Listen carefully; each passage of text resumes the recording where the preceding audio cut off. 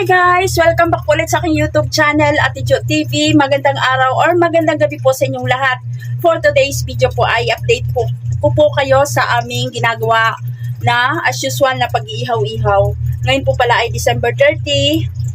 Bali holiday po ngayon. Update ko po kayo sa aming mga ginagawa guys. Pagpasensyahan nyo po at di po ako laging nakapag-vlog or nakapag-video dahil po sa sobrang busy guys. Ngayon ay ito po yung aming ginagawa. As usual, pork barbecue.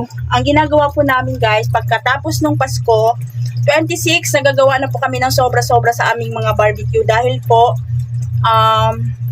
noong Pasko, kulang na kulang yung aming pork laman. Kaya, nung 26 pa lang hanggang ngayon, sinusobrahan na po namin yung aming paggagawa. Ito po guys, yung aming pork barbecue. Ayan, nagawa na ni Mr. Ito, tapos ito po yung gagawin pa lang. Yun yung isang planggana. Bali ito po ay kulang-kulang 30 kilos. Tapos yung ating tenga, ayun po, pagpapasensya na po makalat. Meron tayong gagawin doong relyenong bangus. Tapos yung ating tugo, nandoon tutuhugin pa lang. Pagpasensya nyo po at makalat po yung aming paligid. Tapos ito yung isaw, nakatuhog na. At ay balon-baluna, nandito po. Nagawa na. At doon sa aming rep, marami na po kaming stocks doon. Mga 300 sticks po na mga pork barbecue para hindi po kami mahihirapan bukas. Yan lang po, update ko po kayo mamaya sa aming pwesto. Yan, bye po muna. Hey guys, magandang araw po ulit. Update po ulit sa aming ihaw-ihaw. Time check po ay 6:37 na po ng kanyang oras. 6:37 na po ng gabi. Yan siya guys. Eto, dalawa kami ni Mr. guys nagtutulungan sa paggagawa kasi po, bali ang dami naming order. Hindi kakayanin ng pag ako lang ang gumagawa dito guys. Tapos may gagawin pa akong relyenong bangus. Hindi ko pa nagagawa guys. Sobra. Tapos, pupuntahan po natin yung aming pwesto kasi po ang nandoon ay yung aming mga anak. 6:37 na po ng gabi pero ito pa po, marami pa po kami tinutuho. Ayan yung aming nagawa na. Ayan siya guys. Tapos itong relyenong bangus na hindi ko pa nagagalaw. Ayan. Ayan siya guys. Ito. Tapos ngayon po, tara po samahan niyo po ako kung ano na pong nangyayari doon. Kasi meron na po kaming stock ng mga barbecue kaso halos 4 na ganito na po yung nabebenta ng mga anak ko doon. Titignan natin kung meron pa ba tayong may stock para bukas. Update, puntahan po natin, samahan niyo po ako. Iwanan muna natin si Mr. dito kasi para mapuntahan po natin yung aming pwesto. Mga kanegosyo, aakyat na po tayo sa aming, or pupunta na po tayo sa aming pwesto. Kaya po sinasabing aakyat kasi nasa mababang lugar po kami at paakyat po yung aming pwesto.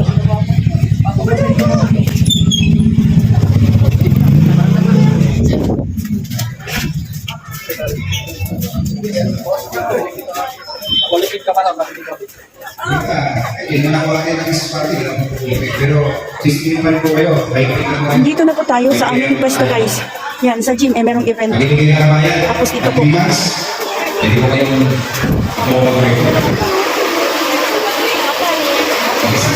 po yung aming tindahan ng sinawan. Ito guys. Excuse me po. Anim na naman. Ayan po. Balunan. Yung apo namin tagaripak. 5-4. Tagaripak ng suka. Kasi ito naman yung aming, yan, yung ate namin, yung bunso at saka yung ate namin. Mati, ilagay mo sa ref. Yan na po. Off natin kasi baka makapiright tayo. Kasi po, may event dito sa sa gym, sa harap ng aming, sa harap ng aming tindahan. Ayun po, yung pakita ko po sa inyo yung aming mga ginagawa guys. Eto. Yan si Bunso.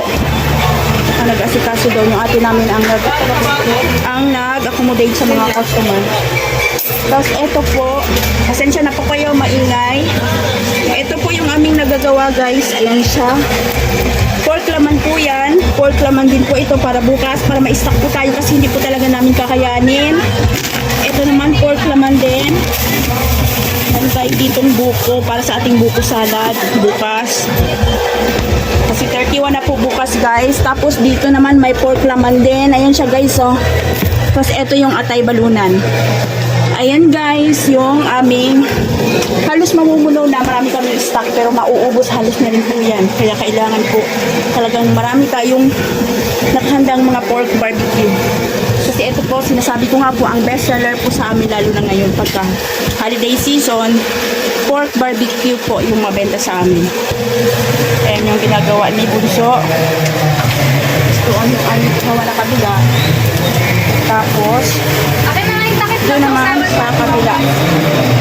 Yan lang guys, bababa na po ako sa aming bahay at tutuloy-tuloy tayo sa pagtutug at paggagawa ng relleno. Hi guys, update po sa aming pag-iihaw-ihaw. Ito na po yung itsura ng aming ihawan guys. Naglilinis na si Mister. Time check po, 9. Ayan siya guys, 9:30 na po ng gabi. Nagligpit na sila, hindi na po ako masyado nakapag-update. Pasensya na po kayo at sobrang busy. Yan, nagliligpit na si Mister ng uling, ng apoy. Yan, naubos na. Pero marami pa po kaming extra dito sa aming freezer guys. Ayan siya. Kasi sinasadya po namin to para bukas dahil marami po kaming order bukas guys. Ayan siya, balik. Ayan siya guys, 3 palanggana. 4 pala. Ito siya nilagay namin dyan para bukas. Mas masarap po kasi yan. Mas nakamarinate siya ng matagal. Mas sumisip-sip yung lasa niya. Tapos guys, marami pa po sanang bibili niyan at marami pa po sana kaming maibibenta. Kaso naubusan po kami ng suka at saka sauce. Kaya po itinigil muna namin para bukas na lang po yan.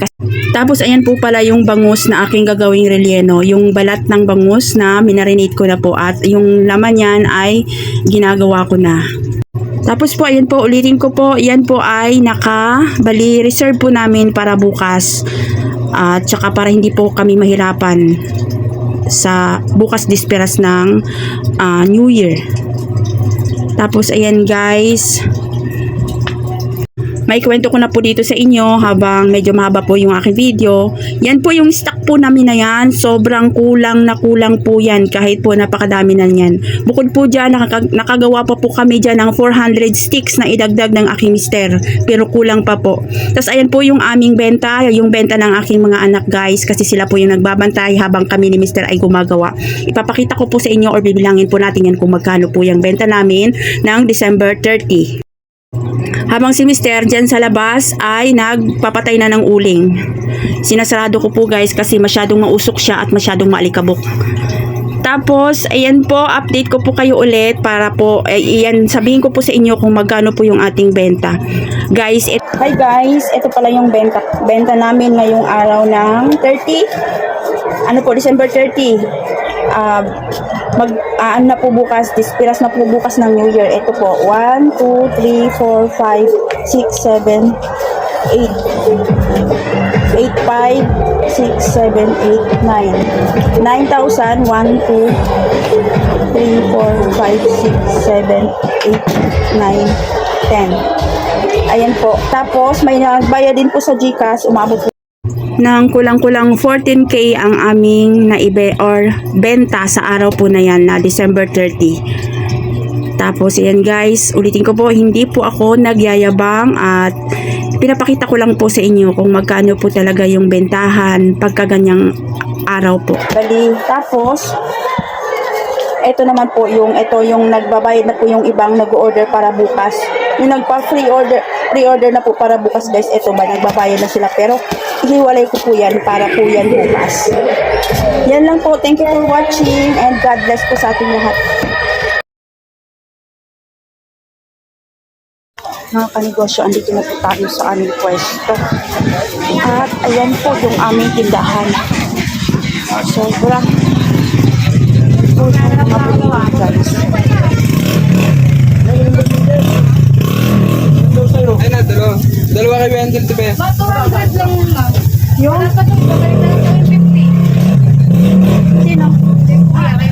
Guys, ayan na po yung ating pinakahihintay or yung aming pinakahihintay, December 31 na. Disperas na po ng Pasko kaya sobrang busy na po kami niya nung time na yan guys. Ayan po, pumunta po ako dyan sa aming pwesto. Sinilip ko lang yung aking mga anak kasi sila po yung nagbabantay dyan, yung aking anak at saka yung aking apo.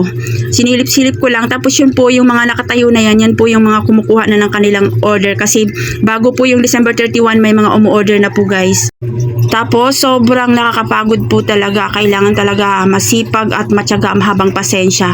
Kikita po talaga tayo dito sa pag-ihaw-ihaw. Kaso lang, kailangan lang talaga natin ng ulitin ko po, sipag at mahabang pasensya. Ang aming handa sa New Year, kahit sobrang pagod, kahit sobrang dami naming ginagawa, nakapaghanda pa talaga. Eksakto po, alas 12, yan din po yung tapos ng aking pagluluto para sa aming handa sa medianoche. Guys, isingit ko lang po pala dyan po sa aming paggagawa ng ihaw-ihaw. Kami lang po talagang pamilya, yung aking apo at yung aking mga anak, dahil po gamay na po kasi namin yung aming mga ginagawa, kaya hindi po na po kami kumukuha ng tauhan kasi po para nahihirapan po akong magturo pa at yung aming bahay po ay maliit lang. Tapos ayan, thank you Lord God sa kalakasan na ipinagkaloob nyo sa amin at sa aking mga anak na sobrang sumusuporta sa amin at tumutulong sa aking apo. Thank you. And ayan po yung ating handa kahit papaano. God bless po sa ating lahat at nawa po ibigyan pa po tayo ng Panginoon ng kalakasan. At malusog na pangangatawan, ilayo po tayo sa sakit. Yung araw po pala na yan guys, December 31, nakabenta po kami ng 20k plus guys.